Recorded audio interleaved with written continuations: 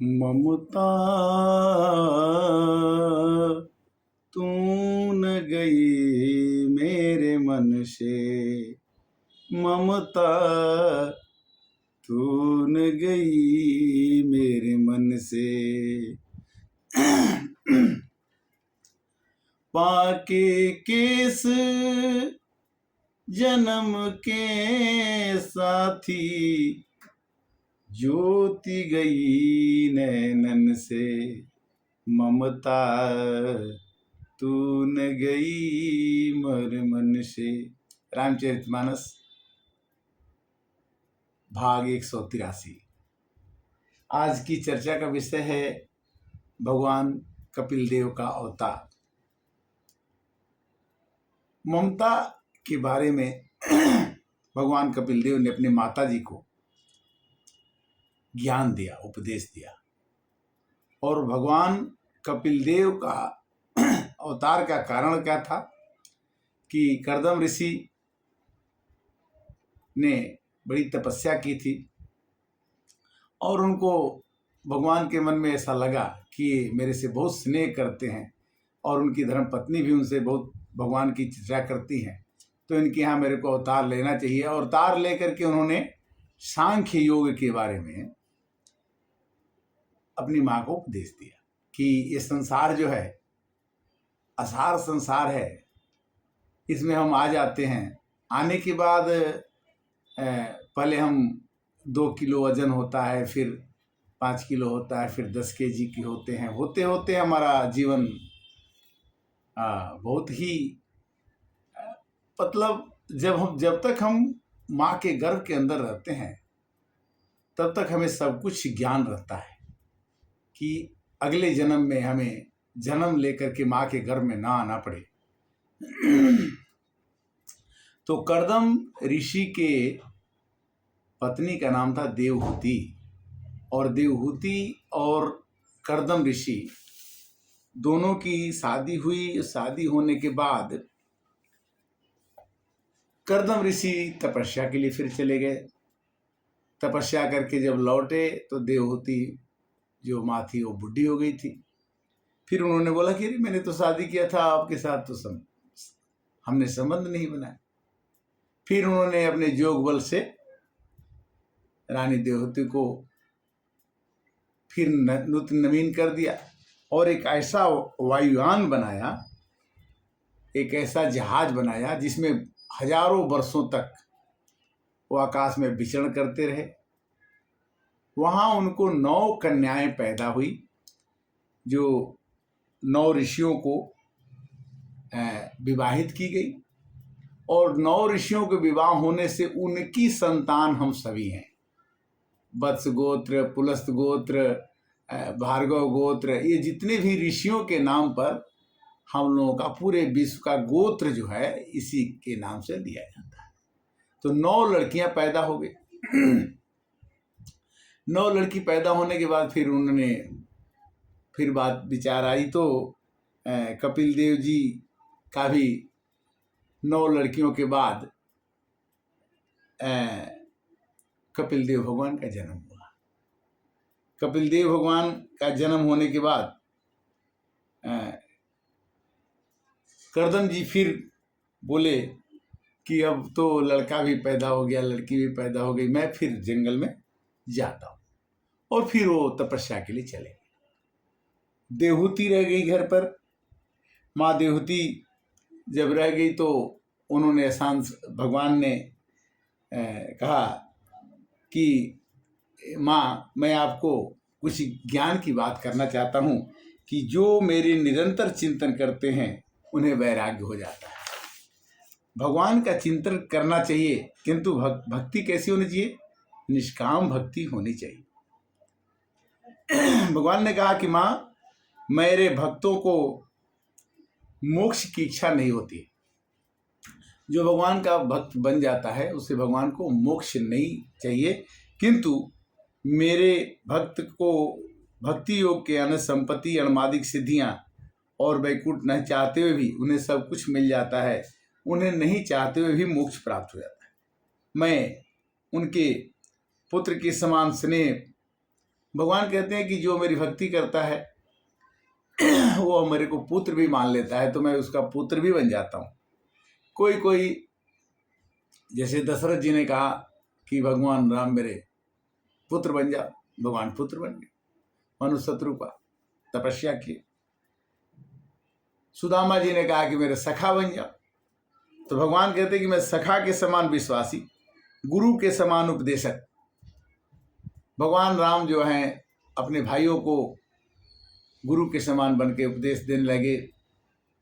जब वो लंका से रावण को मार के आए तो उन्होंने उपदेश भी दिया, अपने भाइयों को समझाया कि भगवान या इष्ट की पूजा कैसे करनी चाहिए, समाज में कैसे रहना चाहिए, और भाई के तुल्य हितकारी, भाई के तुल्य हितकारी मैंने भाई भरत के जैसा भाई को बना के भी भगवान ने दिखाया कि भाई भाई में कैसे प्रेम होना चाहिए।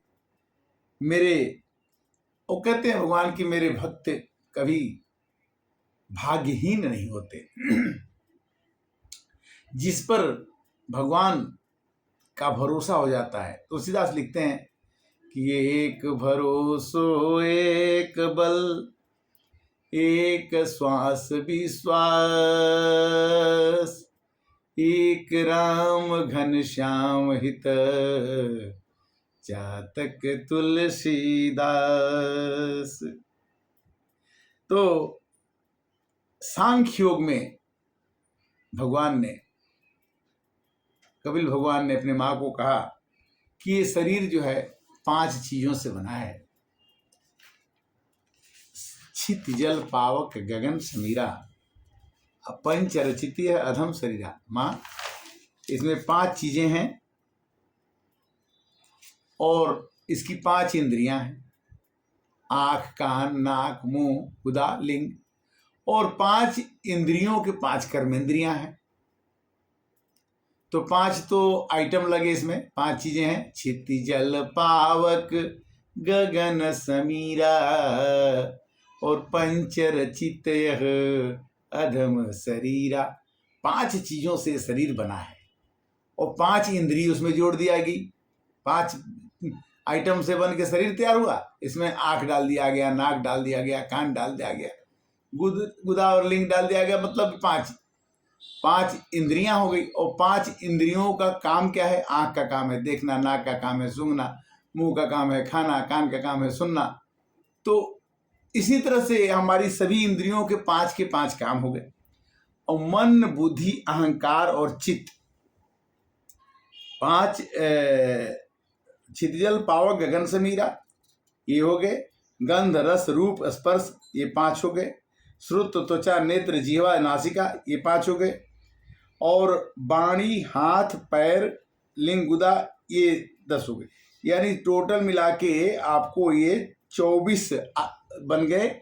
और 25वां है माया, काल, जो हमारे बाहर रहता है, वो कभी भी हमको खत्म कर सकता है। हमारी आँख हमारी है किंतु भगवान बाहर से नहीं पावर देंगे तो हम नहीं देख सकते।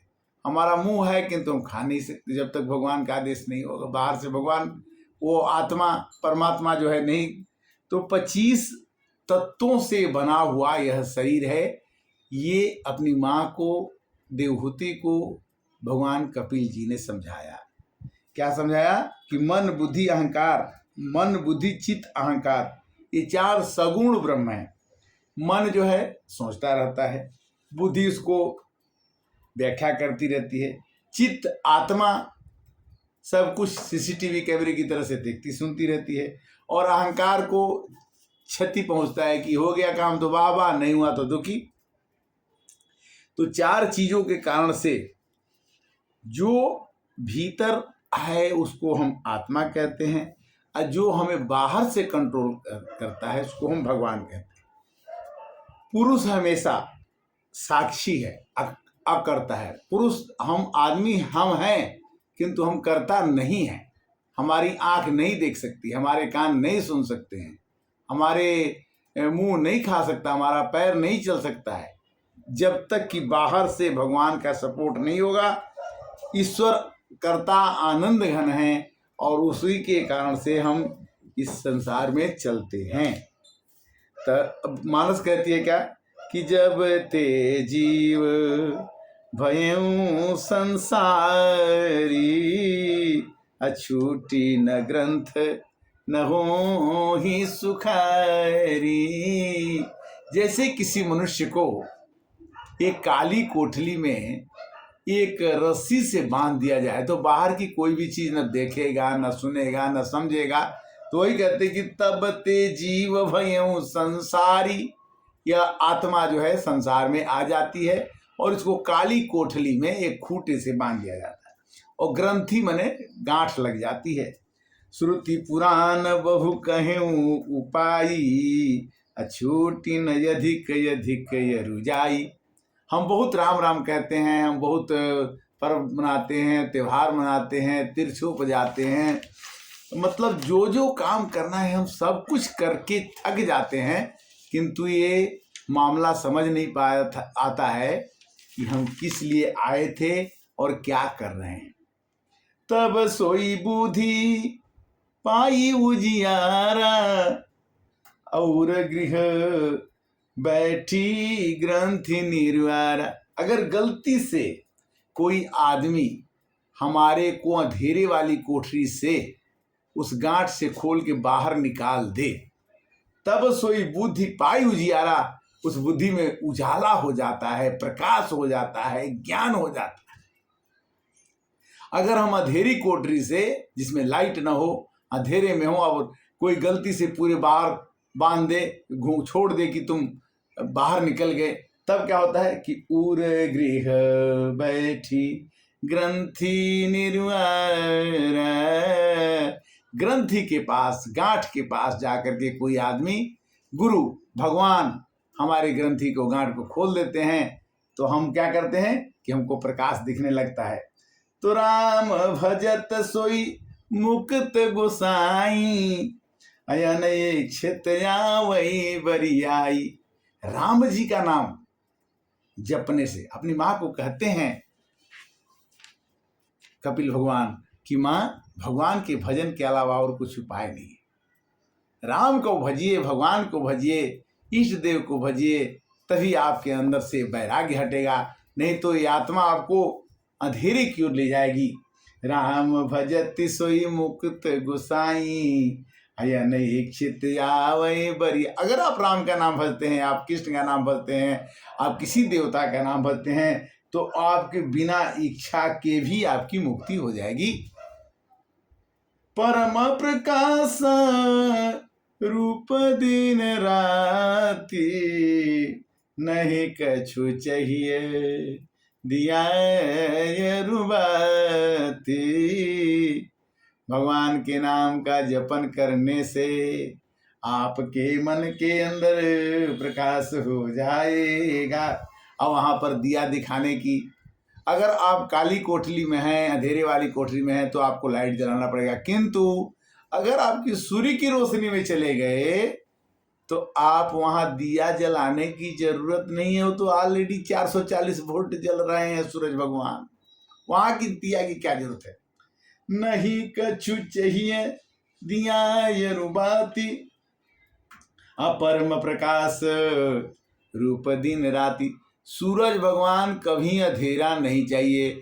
हाँ, सूरज भगवान कभी अमेरिका में प्रकाश करते हैं, कभी इंडिया में प्रकाश करते हैं। तो कहने का मतलब कि सूरज के पास कभी भी अंधेरा नहीं रहता है। उसी तरह से भगवान के पास कभी भी अज्ञान नहीं रहता है, अंधेरा नहीं रहता है। जिस दिन आदमी अज्ञान को छोड़ देता है, प्रकाश से मिल जाता है, भगवान से मिल जाता है, तो उसे अंधकार, अज्ञान कभी नहीं दिखता है। तो भगवान मानस क्या कहती है कि चतुर शिरोमणि ते जग माही, अजय मनि लागी जो जतन कराही। राम नाम मणि दीप धरु, जीव देहरी द्वार, तुलसी भीतर बाहर जो चाहो उजियार। अगर आप राम नाम की मणि, राम नाम का मंत्र, राम नाम का ज्ञान आपके अंदर आ जाता है किसी तरह से, तो चतुर शिरोमणि तेई जग माही, वही चतुर है वही शिरोमणि है जो भगवान के नाम को जपने के लिए जतन करता है, कोशिश करता है, प्रयास करता है। तो आप और हम YouTube के माध्यम से सनातन धर्म को प्रचार प्रसार करने के लिए मानस ज्ञान में हम भगवान के अवतारों की चर्चा कुछ दिनों से कर रहे हैं और समय इजाजत नहीं दे रहा है, फिर भी भाव सहित जो खोजई प्राणी, पाव भगति मनी सब सुख खानी, पाव भगति मनी। कहते हैं कि अगर आपने भाव से खोजा तो आपको भगवान जरूर मिलेंगे। जो भी प्राणी, चाहे नर हो, चाहे पशु हो, चाहे कोई भी हो, भगवान को खोजता है तो भगवान उसकी भक्ति को जरूर देते हैं।